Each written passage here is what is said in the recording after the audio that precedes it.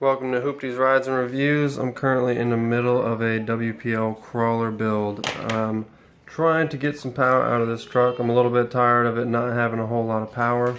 It has the stock 180 motor for the longest time, and I'm ready for some power. So this 540 motor is going to do it. I have to put a different motor in here. This is just a mock-up motor, but I went ahead and made my own trans mount, and this is a custom build. I just mounted it up in there. It's not the prettiest. I'm going to mess with this so it's not really much of a hang-up point. The front and the back, I'm going to try to maybe clip it and fold it up to give it kind of a skid plate effect.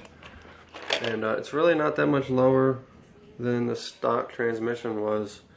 We should have a lot more power though, and I have to do some custom work to get the body to fit. I have to do some custom drive shafts because it's a little bit further distance from the shafts to the axles. But we are going to get it together, and starting off, I'm going to go ahead and start cutting this up. I want to be able to fit this on there. I did have this bed on there, but I don't want to cut this bed all up. I would have to cut this tray all up, and I'm really not trying to do that right now.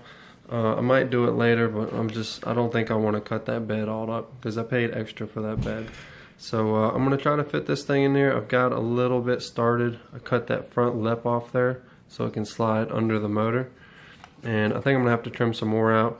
And also, for the shocks to be where they are right there on the tail, they interfere with the front of the wheel well right here because they're leaning forward.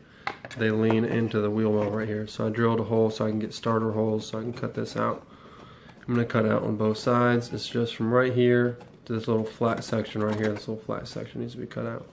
And I'm going to try to save as much as I can of this. And I'm going to try to slip it up under there, and then maybe I might have to remount the motor to be able to get that under there. So I managed to get that C14 bed on there. It isn't quite mounted all the way on there. I had to do a little bit of trimming. The original trimming I did to do for the suspension, obviously I already noticed that earlier. I marked that out. But I had to do a little bit extra trimming to get rid of the extra chunk that sits over top of the frame rail, as you can see right here. I had to get rid of that because the motor sits directly on the frame rail right there. And I drilled out my screw holes so I can get the screws back into the side area right here. And it wasn't too much trimming. I just trimmed a little square out. I left a little bit extra room. Didn't want to have to fight it or cut it twice, mess around with it. Just got it over with. And the motor sits in there pretty well. I thought I was going to have to remove all this, but the motor actually sits high enough because it only touches the frame rail here. So it's actually high enough that it's above this right here. So I was able to save that, which is part of this mount right here, which mounts the whole body. Which now I'm able to get a bed on there. I was worried if I was able to use this bed. I wanted to be able to have a bed on the truck. I didn't want it to be naked, so I want to be able to have it to look somewhat decent. And it actually wasn't that much trimming. I wouldn't be too scared to do all that trimming to that bed, but I'm still not sure. I don't even think it's going to have the toolbox is going to be able to cover it. But we'll see. I'm still happy with the way it's coming out so far, and it's looking pretty good. It's going to have quite a difference in power. Alright, so this is all mocked up. I've got the motor actually installed in there. I just noticed having everything in there, it is a little bit catty-cornered sitting in there. And I was just talking to somebody else on my crawler group on Facebook, and they said that they had a 1/12 D90 that they went ahead and put this same transmission in. But I was looking at the frame rails. It looks like there's a little bit more space on that truck. I'm not sure. I'd have to look at it. But it almost looked like it had a little bit more room. But he just might have had a different setup. But also, I can't have my motor any higher, or I would have to cut a lot out of the back of that cab in order to fit this motor. This motor is going to come into the cab just a little bit, and I don't want to cut hardly anything. I want this truck to look as stock as possible. I've got my suspension all loose in here, and I did have it set up right in here. I'm going to try to go for this spot right here, but I noticed that that is the mount bracket, or the mount hole for the tray right here where all the electronics are in. So I think I'm going to go ahead and set that in there. I separated it. It was wired to this thing. I'm going to put a wire connector on there so I can move this back and forth, because otherwise it was wired directly to that bed and I couldn't separate it. But I'm going to go ahead and put this on there, and I have to do this all at the same time because this has a little lip and then it pushes out on this side. This side is supposed to be the outside, so it hooks on the bottom and it sits there, and then you drive the screw through. And I'm going to drive the screw through right into there and go ahead and mount this right on up. I went through it a few different ways, and I ended up deciding that I'm just not going to use these on this suspension setup that I have on this truck. I believe I've got it set up the way I want it for this truck. I might save it for another build, but as of right now, these shocks, or these springs rather, those coils on there are just too stiff, I think, to be up straight up and down. And I found that these cannot even be mounted right here because of the curve right here in the frame rail. It actually catches the bottom of these. These have to be mounted right there. And it just gave it a little bit too much rigidity in the front end. It just stiffened it up too much. And for what I'm going right now, it's just not what I'm looking for. I'm looking for a little bit of squat and a lot of flex. So I'm just going to go ahead and leave it like it is. I'm going to go ahead and put this front end back together, and just go from there. And I have to tuck some of these wires in and all, but it's going together pretty good. I'm just going to have to leave the suspension the way I had it.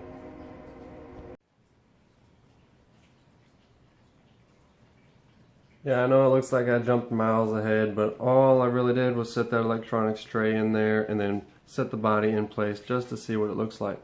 This weight of this motor is actually pushing this truck down a lot more than it was with the original setup. Obviously it was going to do that. I knew it was, and it's actually pushing it a little bit this way.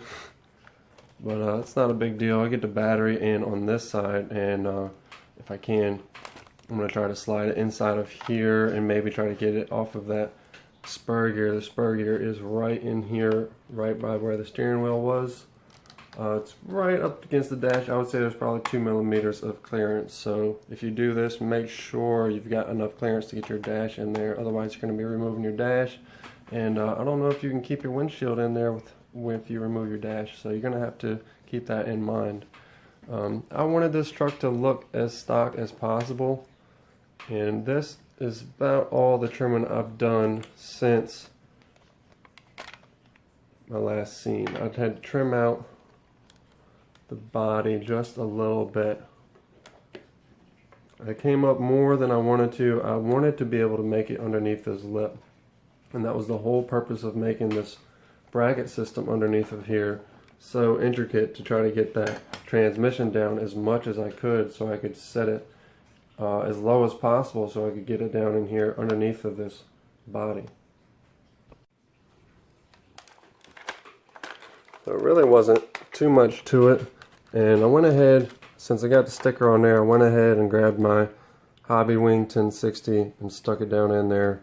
It's a really good ESC, mainly because that ESC is really good at quieting down motor noise, and these 540s create a lot more motor noise than the small 180s did. So that's Velcroed down in there, and I had to run, I don't really like this too much, I had to run this for the ESC, the power wire for the ESC, I had to run that down through the suspension, but it is not going to get bound up on anything. It's got some play, some slack, and I tied it off here. I drilled a little hole and put a little tie off so that it just keeps it out of the, from getting too much slack and sliding down into this actual suspension, and it keeps it away from that spur gear. You want to make sure you keep all electronics away from that spur gear. I've got all my wires tucked up inside of here, and you're just going to have to keep an eye on it. Well, while I was salvaging my motor that I'm going to use, because I actually ordered a couple new motors, not sure which ones are going to go where, but I need a good motor for this just to test the setup once I get the drive shafts in there. But I just want to show I'm pulling this motor out of this truck that I was using, and it's for this truck. You can see it has the same transmission in this truck. You can see right up in there, has the exact same transmission and this 10th scale rock crawler is what I just put inside of there. I mean, it's literally the exact same. I unbolted it and checked it out and everything. It is the same transmission. I could change them back and forth if I wanted to.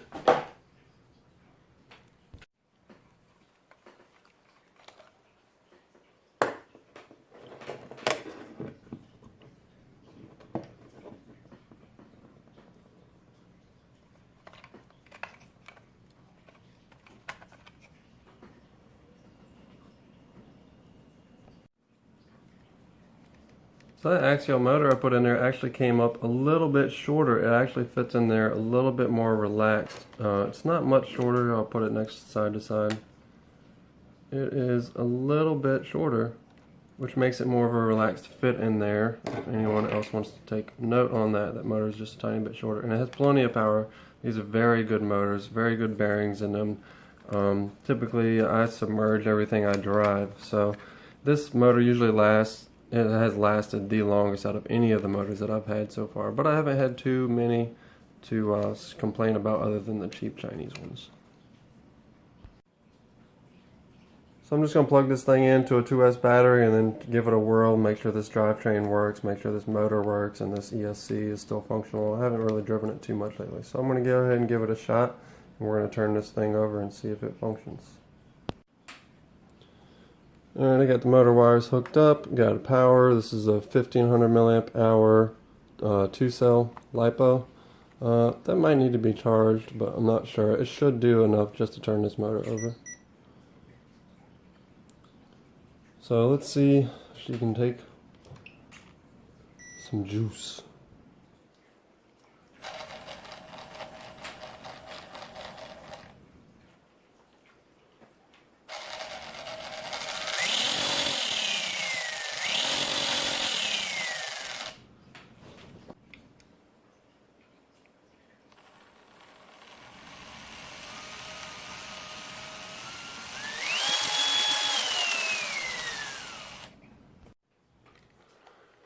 Now that I've got the power set up, pretty much done, all I have to do is, button this up, put a couple of ties in here to clean this wiring up. I'm going to probably tuck it in here. I think I might try to lay the battery across right here, but it might rub into this spur gear. I'm going to have to look at it and see if it's going to be able to work out.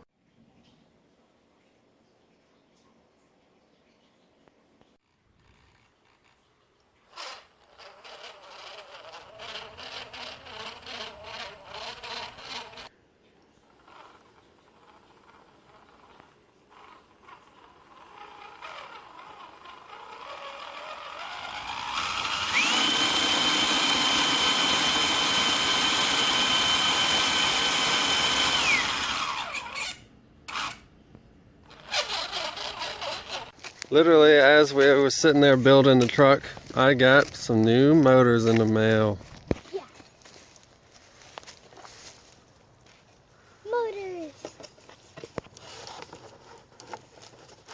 There's one box.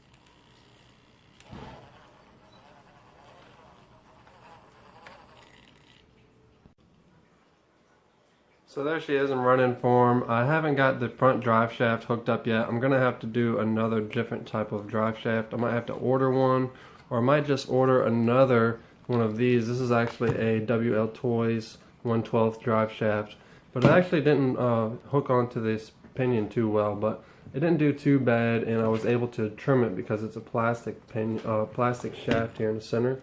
So I was actually able to trim it to whatever size I needed, and it did pretty well. It is binding a little bit, but I think that's the tires rubbing on the shocks itself.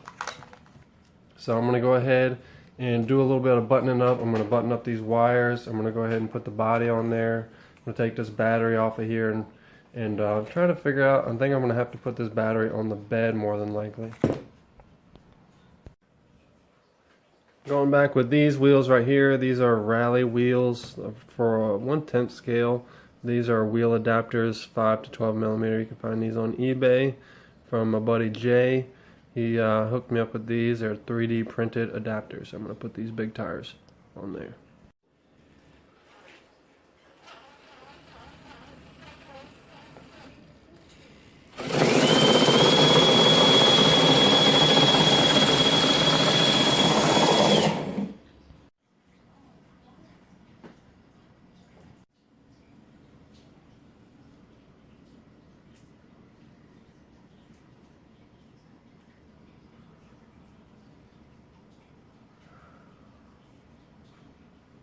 So there we go, all back together. Only thing that's left now is the to put some proper drive shafts underneath this thing. I'm not too happy with this drive shaft. It's actually making, I want to say it's the drive shaft.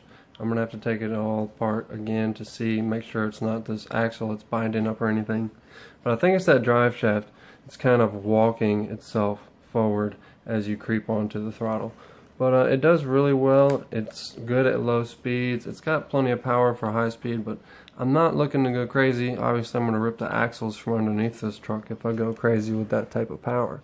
But I just want to be able to have good power. I don't want it to sit there and get stuck in the mud and just go like this every time I hit full throttle. If it needs to break the axle, then it needs to break the axle. So I just want to be able to have enough power to actually move the tires, and not to just sit there and get frustrated all the time like I have been. So here's a quick look. The motor, this 27 turn axial, is actually a little bit smaller. I probably could have trimmed a little bit less off of this, but no big deal. I can take care of that with, I want to put the other bed on. I can pick the black bedliner bed on there, and I can use that toolbox and shorten it up just a little bit and make it so it covers that. But that's actually good ventilation. It has a big motor in there, and you gotta say, I've seen a lot of people do a lot of builds, and they always end up putting a battery in the bed or strap it to the top somehow. I always managed to get my stuff, try to get my stuff as concealed as possible. I'm going to have to figure something else out for this battery. It's going to make it a little bit top heavy, and it's right next to the spur gear. But this is just so I can drive it around just for a short run to show. Once again, I did not build a shelf queen. I build my trucks to run, and this truck is fully waterproof as well. I can take this thing and sink it if I want to. And here's an example. This is what I went from, and this is what's in it now. And for those of you who stuck around, we're going to go ahead and open that box that we got here in the mail.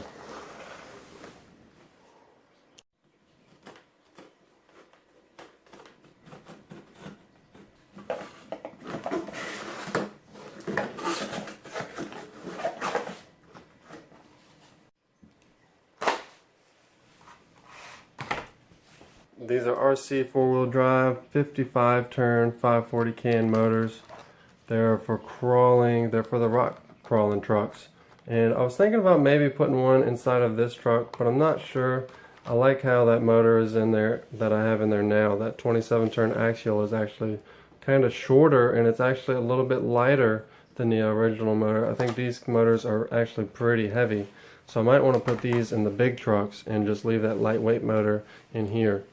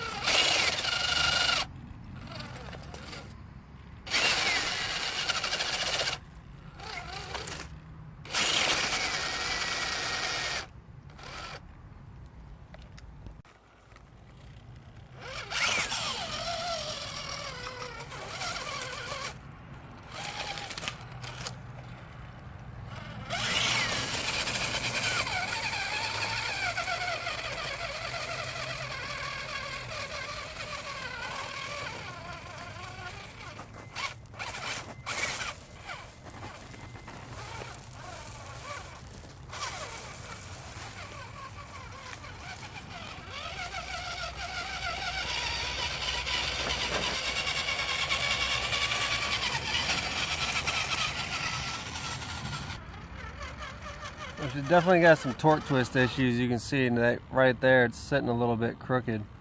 And it's doing pretty good though. It's running, it's driving. That drive shaft is giving it that notchy movement. But it does pretty good. It's nice and slow, plenty of power. Let's do a quick speed run, I guess.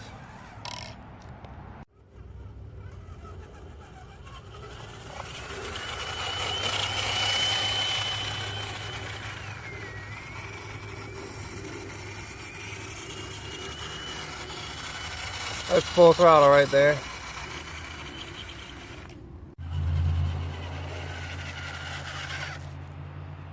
Well, I'd have to say it's no faster than the one that I have with the 370 gear reduction set up on that truck. It's got a lot more reduction on this truck, so I'm not surprised that it's not that fast. I really don't want it to be very fast. I was actually thinking about running a smaller amount of voltage just to get some low speed out of it. I'm not necessarily recommending that this is the best route to go with this truck. It actually is a little bit overkill, but I wanted to do something special for my channel, do a little bit of a wild build, and see how big of a motor I could really put in that thing. So if you liked watching this, please hit me up, subscribe to my channel, help me grow my channel. It does a lot, more than you think. It don't mean much to you, but it means a lot to me. Thanks for watching. Till next time, take it easy.